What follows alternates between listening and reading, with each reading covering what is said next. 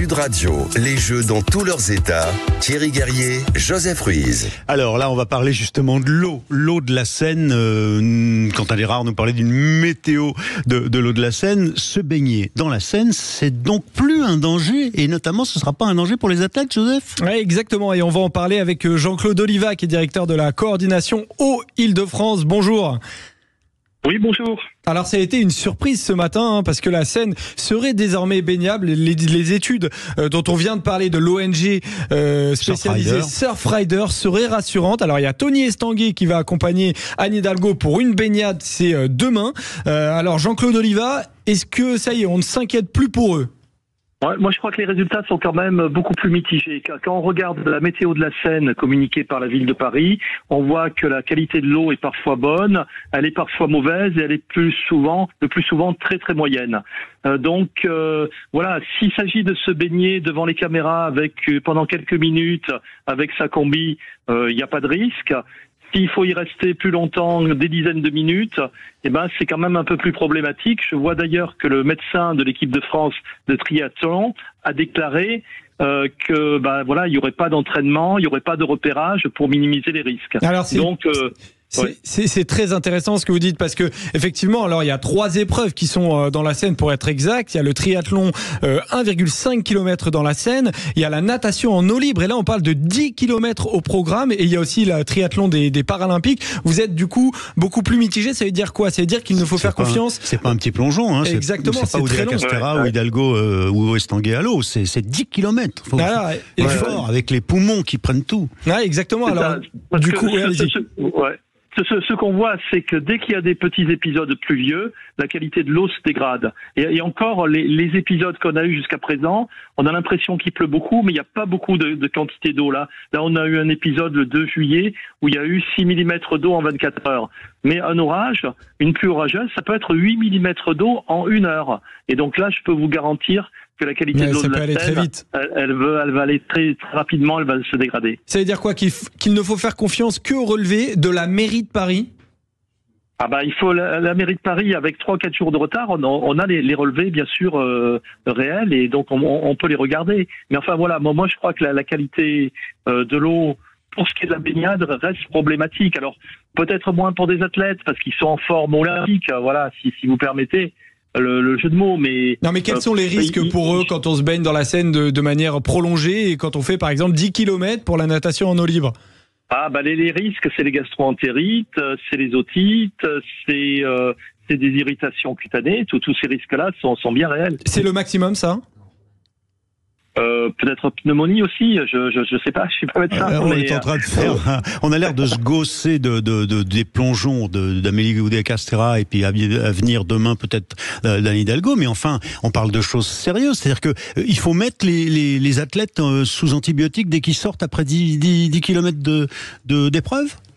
Je crois que même avant, ils ont des vaccins que la plupart des gens n'ont pas, comme contre la leptospirose par exemple. Ils prennent des probiotiques, voilà exactement. Ils prennent des probiotiques. Enfin voilà, eux sont vraiment très très soutenus. Et puis après, ils sont suivis aussi. Heureusement pour eux. Jean-Claude Oliva, qu'est-ce que c'est la coordination Eau Île-de-France dont vous êtes le directeur ? C'est une association qui regroupe des usagers, qui regroupe des associations locales, qui regroupe aussi des collectivités, qui agit pour la gestion publique de l'eau, mais aussi pour sa qualité, pour le droit humain à l'eau aussi en général. Alors la tendance, en tout cas, était à l'amélioration, on va dire, sur la qualité de l'eau de la Seine. Maintenant, à quel prix ? Quels ont été le prix des infrastructures pour que Amélie Oudéa Castéra puisse se baigner ? Oui, puis on dit tout le temps, Jean-Claude Oliva, que ça a coûté beaucoup d'argent, mais on a mis de l'argent où et pour faire quoi ? On n'a pas compris ça. Voilà, donc ça a coûté environ 1,5 milliard d'euros. Alors ce qu'il faut savoir, c'est que beaucoup cet argent, il vient des usagers de l'eau potable. C'est-à-dire en fait... Les bassins d'eau, c'est ça. Voilà, c'est l'agence de l'eau, l'agence Seine-Normandie, qui a versé beaucoup d'argent. Et cet argent-là, il vient de la facture des usagers de l'eau. Donc voilà, c'est vous, quand vous consommez de l'eau, vous allez payer. Bon, mais d'accord, mais il a servi à quoi cet argent ? On a modifié des bassins de rétention, on la purifie, qu'est-ce qui se passe ? Il a servi à plusieurs choses. Il a servi, par exemple, à la création du bassin d'Austerlitz, qui à mon sens, n'est pas quelque chose de très efficace. Donc ça, c'est 100 millions d'euros. Retenir de l'eau, ça fait cher. voilà, on retient de l'eau pour qu'elle soit rejetée en différé dans le réseau d'assainissement pour éviter que le réseau d'assainissement déborde. Il y a aussi de la désinfection qui est mise en place à l'usine du SIAP de Valenton. Ça, c'est plutôt une action pas très chère et plutôt efficace. C'est bien. Après, il y a toute une campagne pour les mauvais branchements, pour réduire les mauvais branchements.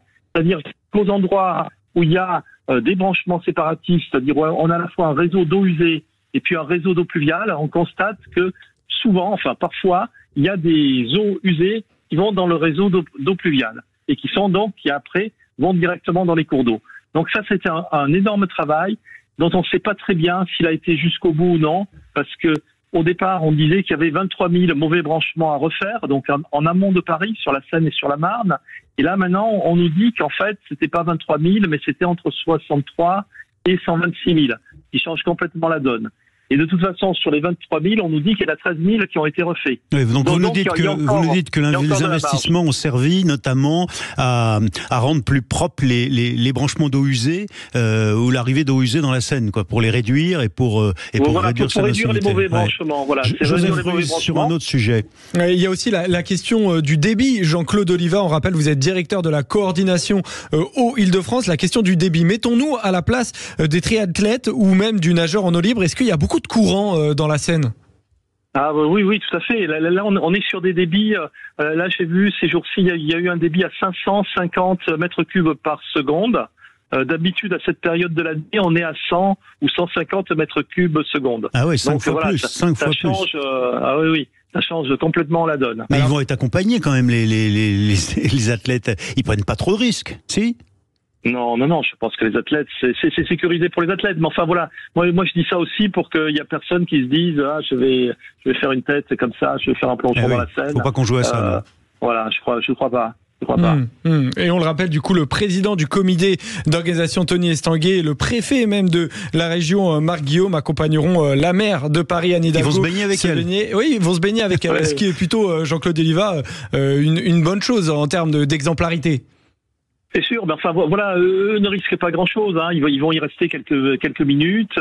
Voilà, ils auront des conditions, et c'est tant mieux. Hein. Ils auront des conditions de sécurité. Faut leur faire faire 10 km en fait. Faut leur faire faire 10 km. Joseph lance un défi à Anne Hidalgo.